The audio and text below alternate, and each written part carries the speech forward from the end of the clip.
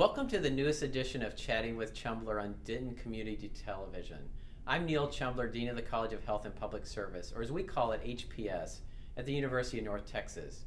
Today I'm happy to welcome representatives from our Department of Public Administration to talk about the exciting things happening in their department.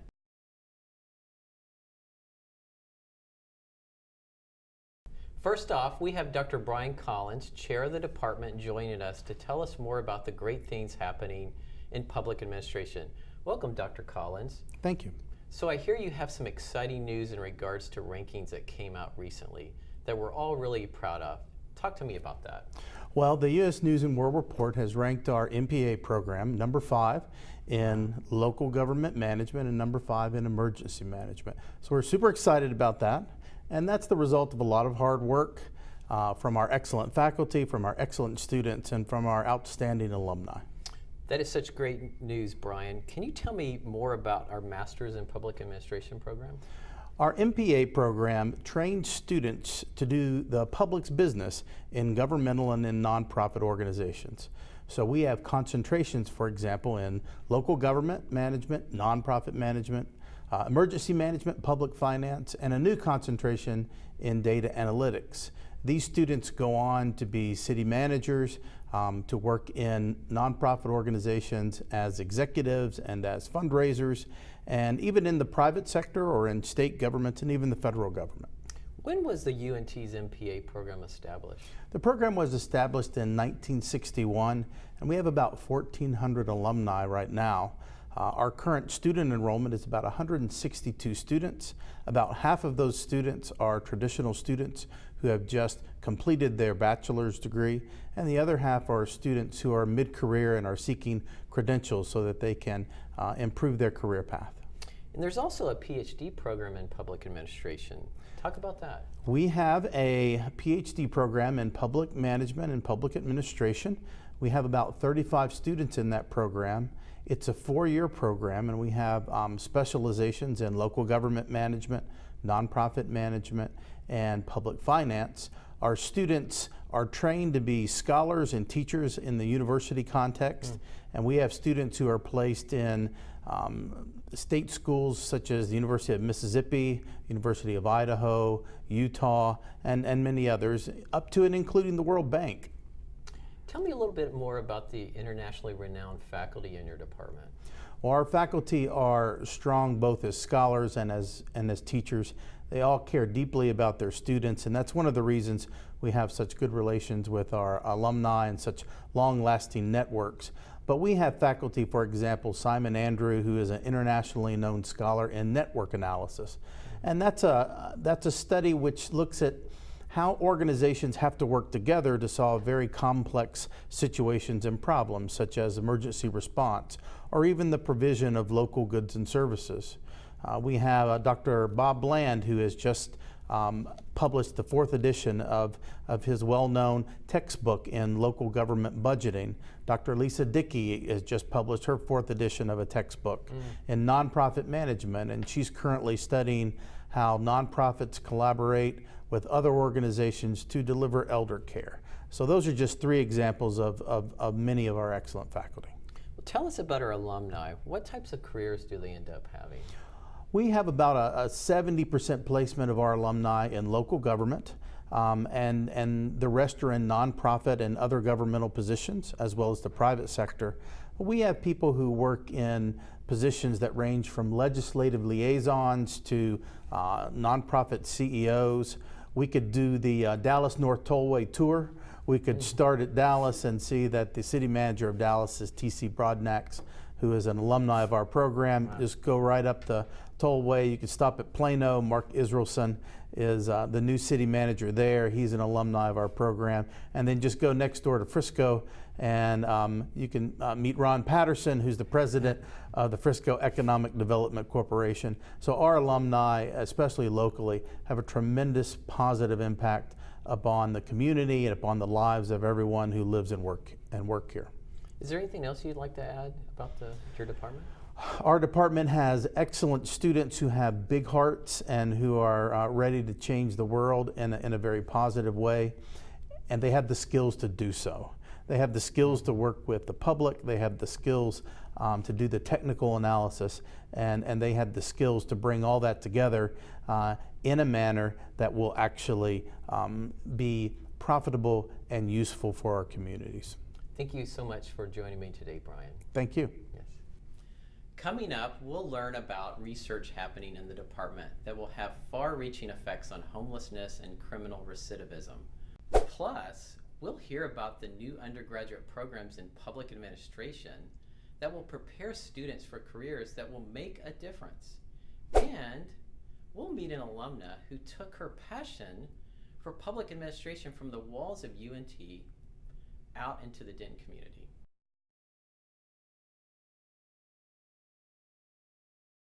Welcome back to the show. Meet Dr. Abraham Benavides, Associate Professor of Public Administration. Abraham recently received a $400,000 grant from the Texas Health and Human Services Commission, and he's here today to talk to us about it. Welcome to the show, Abraham. Thank you. Thank you for having me. First of all, this grant is a collaboration across the college, correct? That's correct. It's a combination of the Departments of Public Administration, Criminal Justice, and Rehabilitation and Health Services. The co-PI on the grant is Dr. Chandra Carey, who also serves as the chair of Rehabilitation and Health Services. May I also add that we have a wonderful team that we put together. Yeah. Deborah Bachman, she's our senior program coordinator. Orhan Islamabov, he works as our postdoc. And we have two PhD students that also work in helping facilitate a number of different issues that we have. So it's a great team, and everybody works together to help it. I know it says I received it, but I think it was all of us received it together. Well, that's wonderful. Yeah. Tell us about what the grant entails. Sure, I can do that. If I can just step back a little bit, in 2013, the state of Texas, the legislature, provided some funding for something that they call a Healthy Community Collaborative. And basically, a Healthy Community Collaborative is a network of organizations that work together to provide services for the homeless. That funding was strictly for urban areas. It was very successful, and therefore in 2017, the state legislature passed some funding to expand that program to serve rural counties. And our particular role for this particular grant is to create something that we're calling a learning community. And that learning community is an opportunity for us to train people in the rural areas on how to set up a healthy community collaborative for those that are serving the homeless. What work have you done on the grant so far? A lot of work, I'll tell you. One of the things that we've done, once we first received news, we conducted a needs assessment. So we contacted the individuals that were signed up for the program, as well as others that we have brought into the program, and tried to find out exactly where their level was of understanding of what a healthy community collaborative was. One of the other things that we've provided is are contracted with subject matter experts within the college.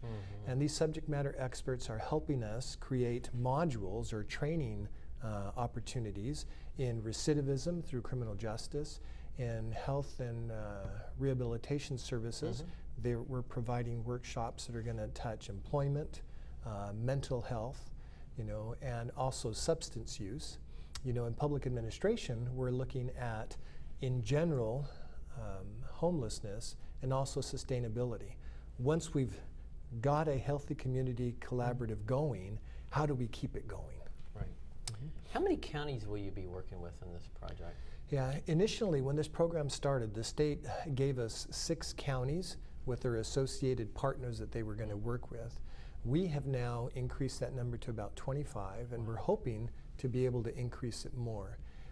It's a great opportunity for us to be able to provide this learning community an opportunity for them to know how to be able to provide these services. So what do you hope to do with the results from this project? Yeah. Although the grant, as in most grants, has an end date of June 2020, and of course we'll provide the standard report, here's what we did. For us, as we're looking at this is a project that is greater than just an end date. you know, this is an opportunity, and we are establishing a foundation so that going forward we will have the opportunity to continue to train individuals with respect to, through this learning community, on how a healthy community collaborative works. But at the same time, we're also developing 3 academic papers to inform our academic colleagues on what we've been doing. And so it's informing and training the community, but at the same time informing and letting know our academic community what we've been doing.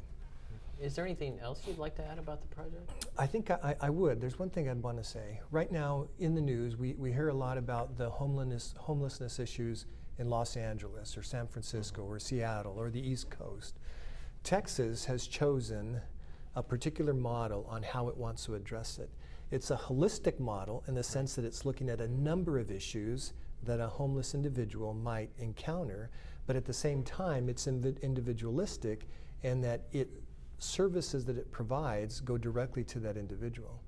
And so I know different people can try to address the issue of homelessness in a number of different ways, but we believe that the model that Texas has chosen, you know, is the one that's going to address the issue of everybody.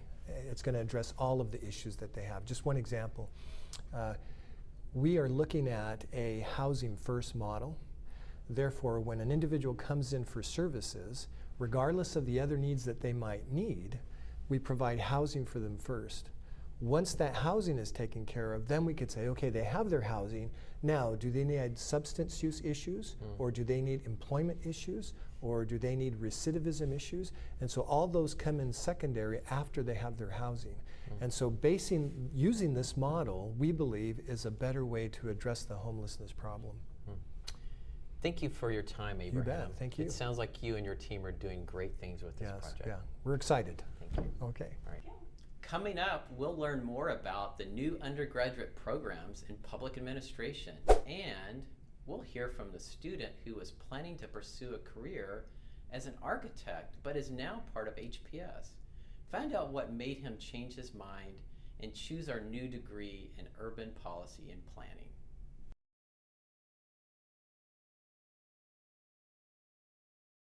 I'd like to welcome Dr. Laura Keys, lecturer and undergraduate program coordinator for our Nonprofit Leadership Studies program, to the show.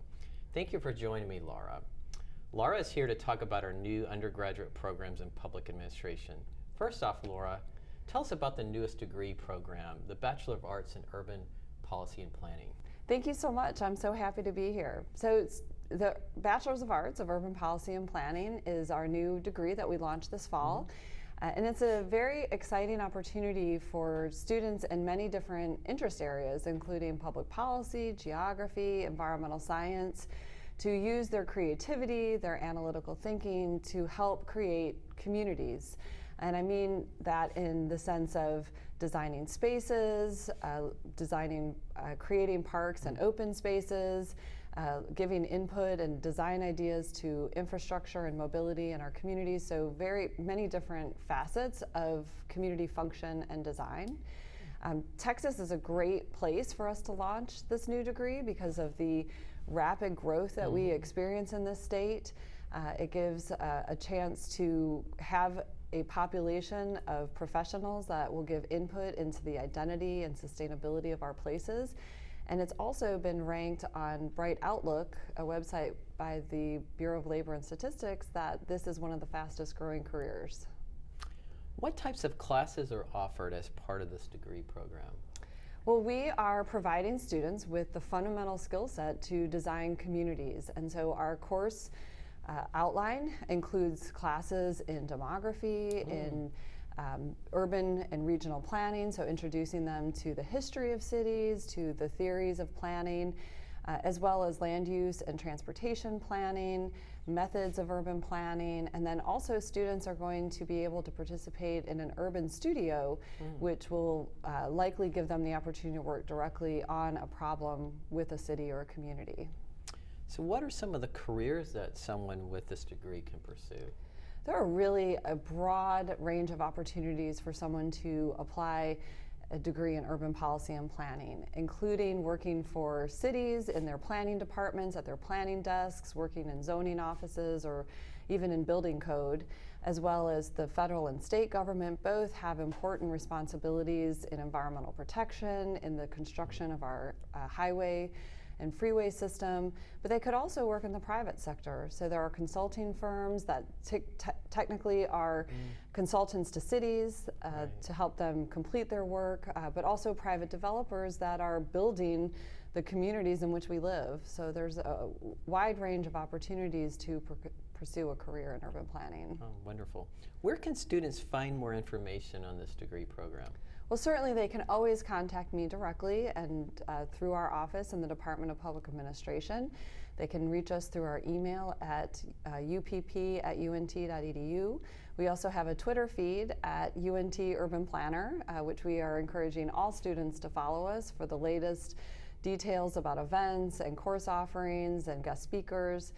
And then they can also, this isn't to reach us directly, but a real great perk of being an urban policy and planning student is that they get free membership in the American Planning Association, which is the official professional association for planners. Now there's another fairly new undergraduate degree program in public administration, the Bachelor of Science in Nonprofit Leadership Studies. Tell us about that. Well, this is a real exciting opportunity for us to be able to offer the Nonprofit Leadership Studies degree. You know, there is a real growth in the nonprofit sector. There's over 23 million nonprofits.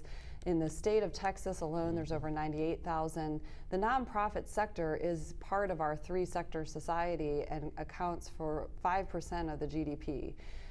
There are enormous opportunities to work in this profession, whether it's CEO and executive director, all the way down to volunteer manager and administration and operations positions within the organization. So what types of classes are offered in this program? So our focus is to provide the fundamental skills for managing and operating nonprofits. So they are learning proposal writing, foundation development, fundraising, philanthropy, volunteer management, program evaluation, community development. We know when working with the sector and understanding their needs, these are the exact types of critical core competencies that they need to have in order to be successful in this career. Now you've touched on it a little bit before, but what types of careers does someone with this degree pursue? Again, we want to be a degree that is open to a broad range of interest areas for students. And so we are teaching this program with that in mind, and that you could be interested in the arts and work in museums. You could be interested in health or addiction and rehabilitation and work for nonprofits that are addressing those specific issues. You may be more focused on public policy changes or advocacy of certain issues like environmental awareness or climate change. So you don't have to identify with a specific area. We're going to help you match these skills with your passion. I understand you have an advisory board for this program comprised of some pretty big names from nonprofit world.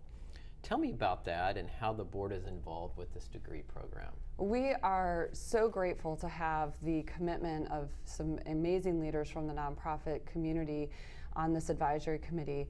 They are providing important direction for us on curriculum development. They're helping us understand just changing dynamics and needs of the industry, and we're able to respond to that by enhancing aspects of our syllabi for the coursework so that we can make sure that they're career ready. They're also playing an important role in providing that practical experience that we believe our students need in this career trajectory that they are on. So they're doing that in multiple ways. They are being the leaders at the forefront in providing internships for us that meet our needs for management and operations, and they are also coming and giving that personal touch by being guest speakers for our monthly nonprofit networking events. They're being guest speakers in the classroom. They're just providing that opportunity for students to share their business cards and build their employment network. How can students learn more about this program? Certainly, they can check out our website. They could also meet with me directly at any time. Our email is npls@unt.edu. We also have a Twitter feed for our nonprofit degree, which is np_UNT. And so there are many ways that they can reach out and learn more information about our degree. Is there anything else you'd like to add? Well, I'd like to end by just reminding students and those interested in the degrees that both of our BA in Urban Policy and Planning and our BS in Nonprofit Leadership Studies also prepare students that would may be interested in going on and seeking a degree through our Masters of Public Administration. Thank you so much for joining me today, Laura. We're really excited to hear about these new degrees. Thank you so much for having me. Yes.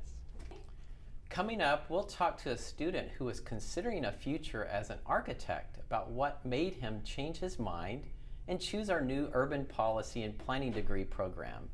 And an alumna will be here to talk about the difference she's making right here in Denton.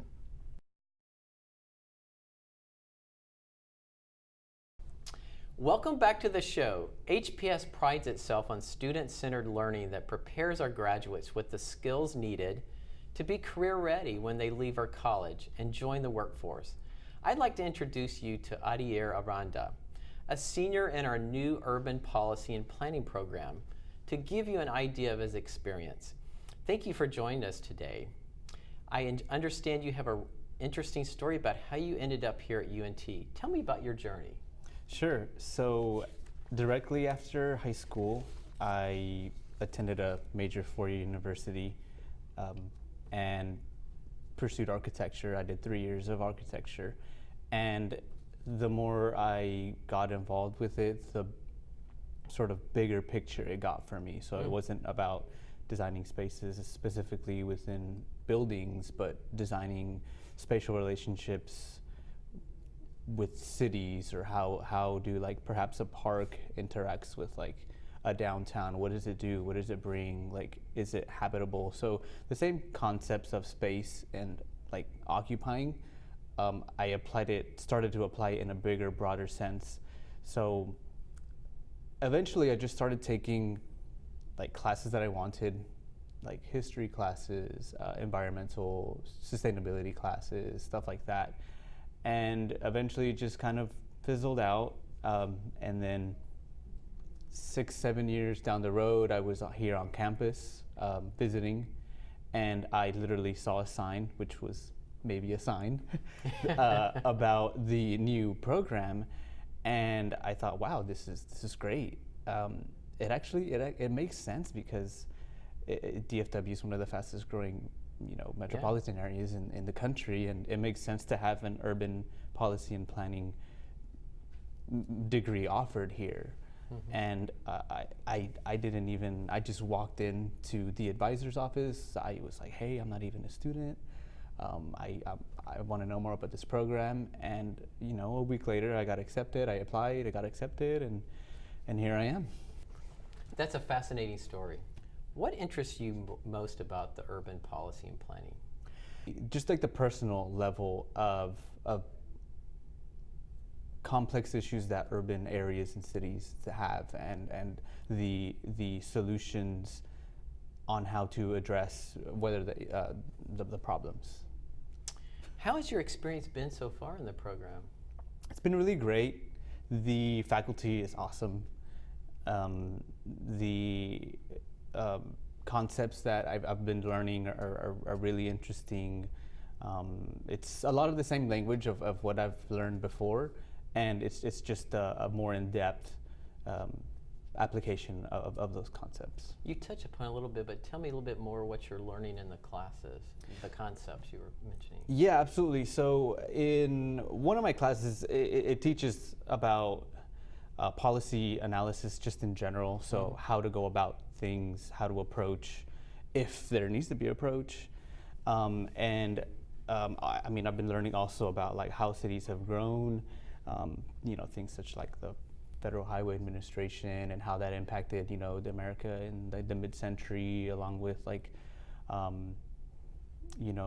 housing efforts, post-World War II efforts. But I'm starting to bridge a lot of the concepts that each class has and relate to it big picture, and there's an overlap with the classes, and I think that's really, really cool. And I think that's important because there's a lot of overlapping things that you know, cities deal with. What do you hope to do with your degree after you graduate? So I want to go into transportation planning. I am in love with public transportation, and I am a strong believer that it should be run efficiently. And that's what I want to go into, whether it be working with a specific city, whether it's working with a public transportation company or what have you, or if it's simply consulting. But public transportation is where my heart is. Is there anything else you'd like to add about your experience with the program? No, I mean, it's great. I love it. I wish I would have taken more classes, honestly. I didn't want to go too far in because, you know, I'm like a returning student. But no, it's great. I love it. It makes sense. It really does. Like, I'm glad it's here. It's needed in the DFW area. Well, thank you for being here, Adier. We can't wait to see the difference you make in this world. Thank you. Thank you. Coming up, we'll talk to an alumna about the impact she's had on the Denton community. I'd like to welcome Rachel Wood to the show. Rachel is the Deputy Director of Development Services Facilitation for the City of Denton. Thank you for joining us, Rachel. First off, tell us a little bit about what you do for the city. So my current role is a very new role. It's a new function and a new division within the City of Denton. And development facilitation is really focused on two things.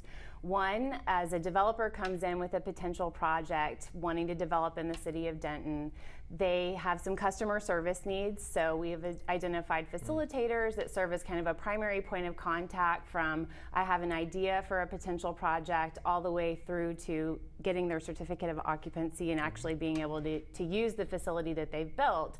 So my position is focused on improving customer service for developers, improving transparency for the development process, as well as improving processes where right now we may have some customer service issues because our processes are not as streamlined and efficient as they could be. Prior to coming into my current role, I served as the Chief of Staff in the City Manager's office, where I managed special projects, managed the City Council agenda process, and was the primary point of contact between the City Manager's office and City Council. Can you talk a little bit about your journey in public administration? What was your first job upon graduation from UNT, and how did you get where you are today? Sure. So my first job upon graduation from UNT was I was an International City County Managers Association Local Government Management Fellow for the City of Savannah, Georgia. And from there progressed as a management analyst in the City of Savannah, Georgia. Then I became an assistant to the city manager in a city in South Florida, Lake Worth, Florida, which is a suburb of West Palm Beach. After that, I became a finance, business, and communications manager for the city of Charlotte, North Carolina, then became a budget analyst in the city of Charlotte, was then promoted as the strategy manager, which is a position that's focused on process improvement and performance management, then became the constituent services manager in Charlotte, which is very similar to a chief of staff role, and then accepted a position with the city of Denton as the chief of staff and now the deputy director of development services over facilitation. Well, that's an impressive career. How has your degree from our program prepared you for your current career? I would not be where I am today if I hadn't gone through the UNT MPA program, made the connections that I made in the program, as well as had the internships that I had. So had I not gone to UNT, I wouldn't be working for the city of Denton today, because through the UNT MPA program, I met Mario Canizares, who's our deputy city manager. He played a vital role in me getting my first job with the city of Denton. And then John Nelson, who is a UNT MPA alumni, who was in my class, works in our human resources department. And had he not known who I was, I don't think my resume ever would have gotten flagged. But the experience that I had in the program with my internships, what I learned in my classes from my professors, all have served me in invaluable ways, and I would not have been able to navigate the career that I've had were it not for those experiences, those connections that I made at UNT. Does the city offer any internships or other opportunities for our students? We in do. public administration? Yeah, we do. So most departments have internship programs. Some of them, for example, with Parks and Recreation or my current department, Development Services, a lot of them are discipline specific. So Development Services right now is looking for 2 geographic information systems specific interns. Parks and Recreation has some Parks and Recreation interns. But actually, as I was transitioning out of the city manager's office, we're working on formalizing an internship program specific to public administration students. And we're looking at having a rotation through multiple departments so that public administration students can get exposure to multiple departments and then also have a foundation of what the city manager's office does as well. So those formal programs are going to be rolled out hopefully by this spring. The original plan was the fall semester. We do have 1 city manager's office intern right now, and that's just been kind of a special projects position, but there are a multitude of current internship opportunities, and then a more formalized rotation program that should be coming out soon. What advice would you give to our students who want to pursue a career in public administration? The advice I would give is public administration careers are rarely linear, and something that early in my career I was guilty of was chasing titles, and I thought must be a management analyst, must be a budget analyst, must be an assistant to the city manager. But as I reached kind of my mid-career status now, I'm realizing had I had experience in departments earlier on, I maybe wouldn't need to make the detours that I'm making now to get that diversity of experience so that I will be prepared to be an assistant city manager or city manager someday.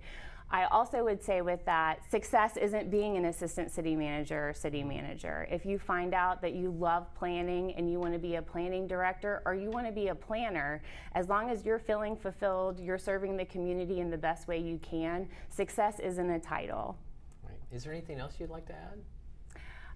I can't say enough great things about getting a public administration degree. I know I focused on local government, but your public administration degree can result in you ultimately working in the private sector, working in the nonprofit sector, doing emergency management. So it's not, even that is not linear. You have a multitude of options with your public administration degree, and I think it's a great way to go, and it's an excellent alternative to getting a business administration degree or some other specialized master's. Well, thank you for joining us today, Rachel. It's been a pleasure speaking with you. All right, thank you. And thank you, viewers, for joining us as we explored our Department of Public Administration. Don't forget, I do have a blog, also called Chatting with Chumbler, that will help you stay up to date on what we're doing in the College of Health and Public Service. You can find it at hps.unt.edu/chatting-chumbler. Also, you can join me in the Chilton Hall Atrium for Coffee with Chumbler a few times each semester. It's an opportunity to enjoy a cup of coffee with me and ask me any questions you may have about the college. It's important to me that I'm available to listen and get to know all of you. For dates and times, visit our website at hps.unt.edu or follow us on Facebook and Twitter using @UNTHPS. Thank you again for joining us today. I look forward to continuing to show you our successes and taking you with us on our journey as we shape the future leaders of tomorrow. I'll see you next time here on Chatting with Chumbler as we continue to explore the College of Health and Public Service.